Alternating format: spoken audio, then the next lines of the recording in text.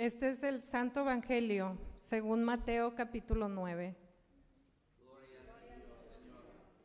Jesús se fue de ahí y vio a un hombre llamado Mateo, que estaba sentado en el lugar donde cobraban los impuestos para Roma. Jesús le dijo: sígueme.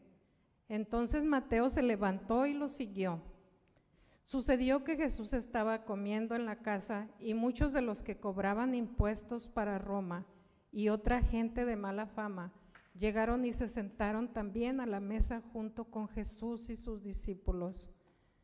Al ver esto, los fariseos preguntaron a los discípulos: ¿cómo es que su maestro come con cobradores de impuestos y pecadores? Jesús lo oyó y les dijo: Los que están buenos y sanos no necesitan médico, sino los enfermos. Vayan y aprendan el significado de estas palabras. Lo que quiero es que sean compasivos y no que ofrezcan sacrificios. Pues yo no he venido a llamar a los justos, sino a los pecadores. Mientras Jesús les estaba hablando, un jefe de los judíos llegó, se arrodilló ante él y le dijo: mi hija acaba de morir, pero si tú vienes y pones tu mano sobre ella, volverá a la vida. Jesús se levantó y acompañado de sus discípulos se fue con él. Entonces una mujer que desde hacía 12 años estaba enferma con derrames de sangre, se acercó a Jesús por detrás y le tocó el borde de la capa, porque pensaba: tan solo con que llegue a tocar su capa, quedaré sana. Pero Jesús se dio vuelta, vio a la mujer y le dijo: ánimo, hija, por tu fe has sido sanada. Y desde aquel mismo momento quedó sana. Cuando Jesús llegó a casa del jefe de los judíos y vio que los músicos estaban preparados ya para el entierro y que la gente lloraba a gritos, les dijo: sálganse de aquí, pues la muchacha no está muerta, sino dormida. La gente se rió de Jesús, pero él los hizo salir. Luego entró y tomó de la mano a la muchacha y ella se levantó. Y por toda aquella región corrió la noticia de lo que había hecho.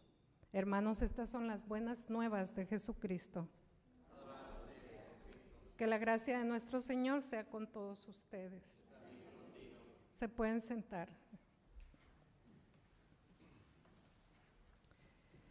En nuestra lectura del Evangelio de hoy tenemos 3 pasajes, como 3 historias en donde vemos el llamado de Jesús y su misericordia. En primer lugar, vemos que Jesús llama a Mateo, un recaudador de impuestos. Los judíos odiaban la profesión de Mateo y con toda razón, pues los romanos habían contratado a gente local para que cobraran los impuestos, y ellos cobraban de más para beneficio personal, enriqueciéndose ellos mismos a expensas de sus conciudadanos. Por lo tanto, eran despreciados y tenían muy mala fama. Fueron excluidos de la sinagoga y eran considerados moralmente como los ladrones y asesinos. Así que para seguir a Jesús, Mateo tenía que abandonar su puesto tan lucrativo que nunca más lo podría recuperar, y tendría que separarse de su grupo de amigos. Ya no tendría amigos, sino solo a Jesús. Entonces, obedecer el mandato de Jesús para Mateo es un gran compromiso, es un sorprendente acto de fe. La lección es clara: si escuchas el llamado de Jesús, debes estar preparado para aceptar cambios fuertes en tu vida. Lo asombroso aquí es que Mateo ni siquiera pide seguir a Jesús y ni siquiera entiende en lo que se está metiendo. No entiende la teología ni está vinculado a un credo o alguna creencia. Él solo responde con fe a la voz de Jesús. Pero, ¿por qué creen ustedes que Jesús lo llama a él? Sabemos que Mateo no es un gran ejemplo, no es una persona moral, más bien él es odiado e indigno. Esto solo demuestra que Dios ama y puede redimir a cualquier persona. Ser llamado por Jesús es un acto de pura gracia. No somos elegidos por lo que somos elegidos sin contar con Él no cuenta nuestro valor personal o estatus social. Yo en lo personal nunca me hubiera imaginado que Dios me iba a llamar a esta magnitud. Antes de que yo llegara a esta iglesia luterana, yo veía a Dios como algo distante, muy lejano de mí. Yo creía que Él solo estaba cerca de la gente que estaba bien con Él. Que yo no era digna ni de estar en su presencia, porque la verdad, yo no podía con la ley, y mucho menos podía ver el crucifijo con el cuerpo de Jesús sufriendo. Pero todo cambió el día cuando entré aquí a la iglesia luterana por primera vez. Lo primero que me llamó la atención fue ver esta cruz que está aquí, la cruz vacía. Y pregunté, ¿por qué no está el cuerpo ensangrentado de Jesús en la cruz? Y me dijeron, porque Él vive, Él resucitó y vive. Me dijeron que Dios amó tanto al mundo que mandó a su Hijo para morir por mí, que yo no tenía que hacer nada, porque la salvación es un regalo de Dios para mí. Empecé a tener esa relación íntima con Dios y a aprender que Él se encarnó en Jesús para estar entre nosotros, para estar con los necesitados, con los más vulnerables, con los pecadores. Pues Jesús dijo, los que están sanos no tienen necesidad de un médico, sino los que están enfermos. Porque he venido para llamar no a justos, sino a pecadores. Así como un doctor no va a los que están sanos, Él no vino para los que son justos, sino a estar con los pecadores como yo. Después en nuestra lectura de hoy, Jesús ayuda a una muchacha muerta y a una mujer enferma. Dice que un gobernante se acerca a Jesús y hace una tremenda declaración de fe. Mi hija acaba de morir, dice, pero ven y pon tu mano sobre ella y ella vivirá. Él cree que incluso el más mínimo toque de la mano de Jesús la salvará. Jesús rápidamente acepta ir a la casa del gobernante y de pronto la mujer que había estado sujeta a los sangrados, a las hemorragias durante 12 años, se acercó detrás de él y le tocó el borde de su capa. Ella también cree que con el mismo toque de Jesús sanará. La muchacha y la mujer tienen mucho en común. Las dos historias son sobre personas alineadas por la enfermedad y la muerte. Para empezar, tocarlas significaba quedar impuro. El sangrado de la mujer la separaba por la ley ritual de su familia y amigos. Su problema había persistido por 12 años.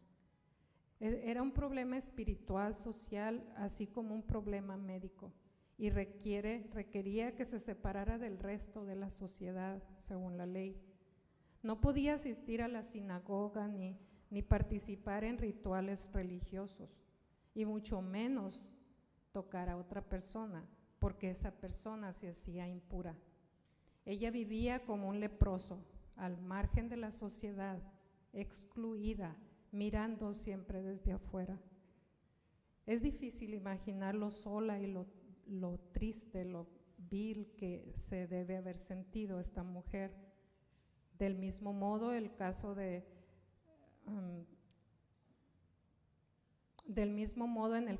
la niña, la muerte aisló a la familia y a todos los que asistieron al cadáver. Pero en ambos casos, solo con ser tocada por Jesús o tocar a Jesús, rompió todas las barreras. La lección aquí es que se trata de mujeres en ambas historias. Las mujeres en ese tiempo y lugar no eran valoradas y tenían pocos derechos. Aún los padres, cuando iban a hacer un bebé, querían que fueran niños y no niñas. Este prejuicio persiste después de más de 2000 años. Todavía hoy hay algunas iglesias que niegan a las mujeres su legítimo llamado en el ministerio. Yo misma he tenido que vencer muchos obstáculos al seguir el llamado al ministerio, pero gracias a Dios he podido superarlos al dejar de escuchar otras voces y enfocarme en la voz de Jesús que me dice, sígueme, y que además me enseña una y otra vez en su palabra que Él usó a mujeres en su tiempo, como en las historias de hoy, así como Jesús mostró misericordia a los pecadores, a los recaudadores de impuestos, así también mostró misericordia a las mujeres. Y con solo el toque de Jesús o tocarlo y las palabras de Jesús de mando, las dos fueron sanadas. El Señor quiere verdaderos discípulos, hermanos y hermanas, hombres y mujeres que no miremos atrás, sino que tomemos nuestra cruz y le sigamos. Él quiere que le demos lo mejor de nosotros, que nuestro amor sea verdadero y ferviente. Él busca que le sirvamos con todo nuestro corazón y que seamos obedientes a sus mandamientos, de amar al Señor con todo nuestro corazón, con toda nuestra alma y con toda nuestra mente, y que amemos a nuestro prójimo como a nosotros mismos. Y saber que cada día Jesús nos guía por el camino hacia la vida eterna. Demos gracias a Dios por su amor eterno y su infinita misericordia. Amén.